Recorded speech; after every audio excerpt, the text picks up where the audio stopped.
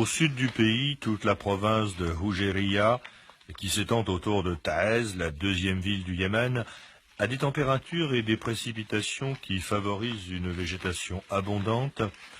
Elle est donc tout naturellement devenue le grand espoir agricole du Yémen et le gouvernement y a créé des coopératives pour encourager l'agriculture et l'élevage.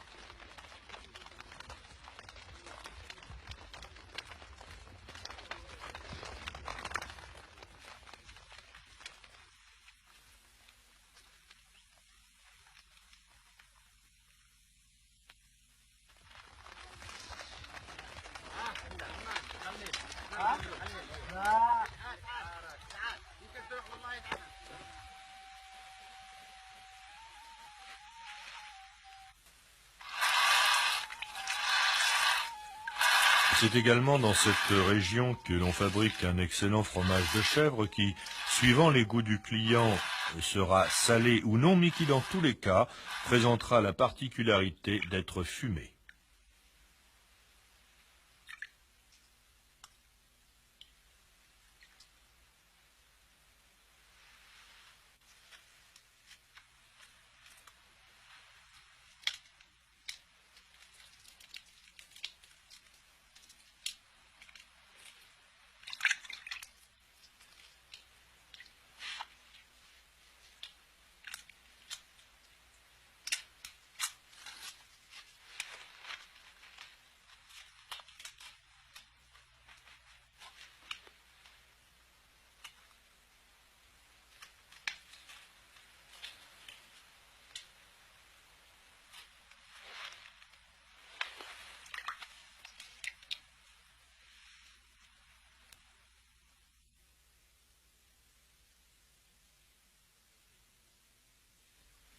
Chaque région du pays, chaque province, toutes les vallées, les moindres petits villages possèdent leur caractère propre que l'on retrouve dans le visage de ces femmes des montagnes qui, suivant l'endroit, offrent une infinie variété de costumes.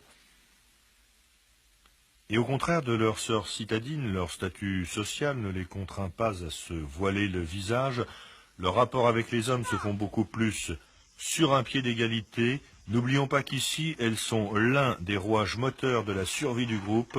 En tant que telles, elles ont donc leur mot à dire et elles le disent.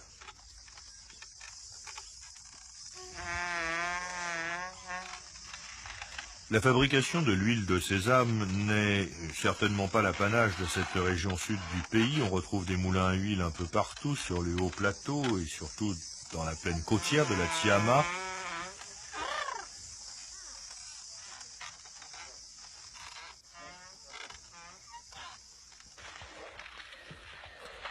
Ces femmes, lorsqu'elles en ont terminé avec le transport du bois et de l'eau, elles se rassemblent pour moudre les grains de doura, de sorgho, avec la pâte desquels elles vont confectionner des galettes et du pain qui formeront la base alimentaire des populations rurales du Yémen.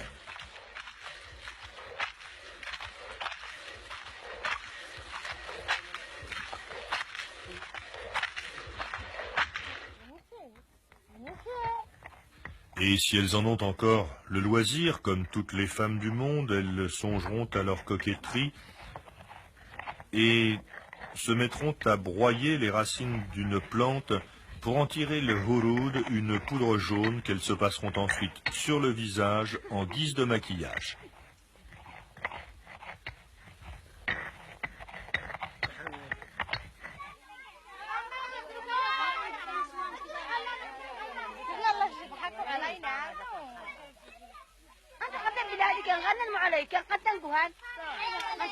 Toujours dans cette province de Houjeria, non loin de Taez, près du gros bourg de Tourba, dans 4 ou 5 villages, les femmes confectionnent encore de merveilleuses robes qui sont entièrement brodées à la main, devant et derrière, depuis l'encolure jusqu'au niveau des chevilles. Et un tel vêtement leur demandera plusieurs mois de travail consécutif.